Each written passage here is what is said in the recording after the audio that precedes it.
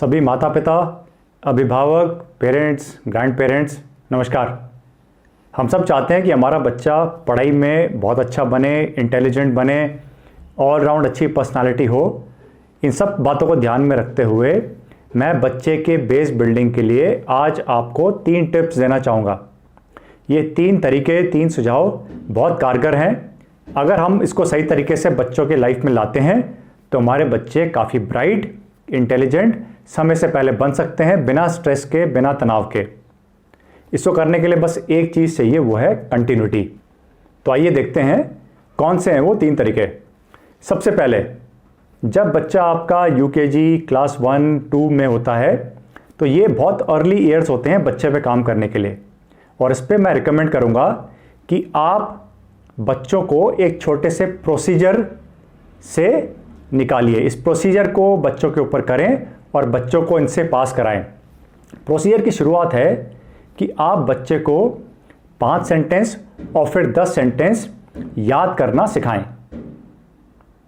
हम बच्चों को कोई भी वाक्य दे सकते हैं, हिंदी में, इंग्लिश में, किसी भी भाषा में, और अंत में हम ये एक्सपेक्टेशन कर सकते हैं कि बच्चे उन 10 वाक्यों को याद कर लेंगे।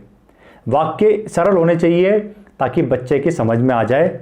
जैसे the cap is on the table, the colour of the cat is black, मैं आज 9 बजे सो जाऊंगी, मुझे मम्मी पापा बहुत अच्छे लगते हैं। इस तरह से कोई भी 10 इजी वाक्य हम बना सकते हैं और बच्चों को ये टास्किंग कर सकते हैं गेम के थ्रू, कंपटीशन के थ्रू, प्यार में, मज़े मज़े से, कि वो इन 10 वाक्यों को याद करके सुना दें। अगर ये मुश्किल है शुरुआत में तो आप स्टार्टिंग में सिर्फ 5 ही रखें और उसके बाद 10 पे लेके जाएं। इससे होगा क्या कि बच्चे को अर्ली स्टेज में ही एक मेमोरी यूटिलाइजेशन, इसकी आदत पड़ेगी।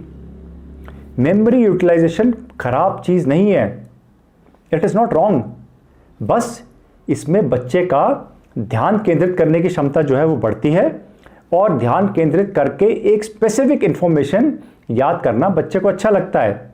वैसे भी आप देखेंगे बच्चा कार्टून देखता है या कुछ देखता है, अपनी फेवरेट चीज़ हमारे साथ शेयर तो करता ही है। तो क्या हम कुछ सिंपल सेंटेंसेस उसको नहीं दे सकते? इसमें लोड तो कहीं से आता ही नहीं है, ये तो प्यार प्यार में हो गया, मजाक में हो गया। लेकिन करके हमें एक रेफरेंस पॉइंट मिल जाएगा कि इस स्टेज पे हमारे बच्चे के याद करने की क्षमता इन अ गिवन टाइम फ्रेम, मान लीजिए 10-15 मिनट है, 8 सेंटेंस है, 7 है, 10 है, अगर वो कर सकता है तो आप उसको इंसेंटिव दीजिए, रिवॉर्ड दीजिए, चॉकलेट दीजिए, कोई टॉय दीजिए, उसे बहुत अच्छा लगेगा करके। तो पहला स्टेज है एक छोटा सा टारगेट टू रिमेंबर। ये मेमोरी का सही यूटिलाइजेशन है, इसे रटना या इसमें नेगेटिव टच कहीं भी नहीं आता। ये एक पॉजिटिव चीज़ है, हमारा बच्चा मेमोरी का सही इस्तेमाल कर रहा है। दूसरा पॉइंट, हमें अर्ली स्टेज से ही बच्चे को 30-40 पेज की बुक्स पढ़ना सिखाना चाहिए। पहले उसकी रीडिंग स्पीड बहुत स्लो होगी। मैंने जितने भी बच्चों को कराया है देखा है रीडिंग स्पीड स्लो रहती है, लेकिन धीरे धीरे वो पिकअप होती है। आंखों का कनेक्शन जो है वो शब्दों के साथ, बनते बनते वाक्यों के साथ, फिर पूरे पैराग्राफ के साथ होता है और स्पीड बढ़ती जाती है। जो बच्चे ने 10-20 पेज एक दिन में पढ़े हैं उसके लिए एक चैप्टर पढ़ना स्कूल का बहुत आसान हो जाएगा। It will be very easy.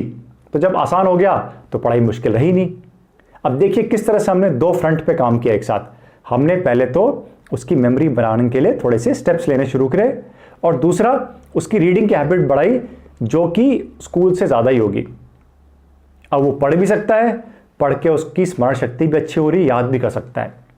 ये 2 चीज़ें बच्चे के जीवन को, पढ़ाई को, उसके इंटेलिजेंस को बहुत आगे लेके जाएगी, बहुत आगे लेके जाएगी।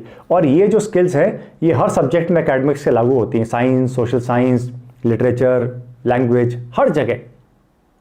2 चीज़ें बहुत इंपॉर्टेंट हैं। अब आते हैं तीसरे पे। तीसरा पॉइंट जो है वो ये है कि आप बच्चे को अर्ली स्टेज से ही कैलकुलेशंस मैथमेटिक्स में कराएं। आप कैलकुलेशंस में उसको टेबल दीजिए जंबल ऑर्डर में, 9 1 9, 9 2 18, ये पूछने की ज़रूरत नहीं है।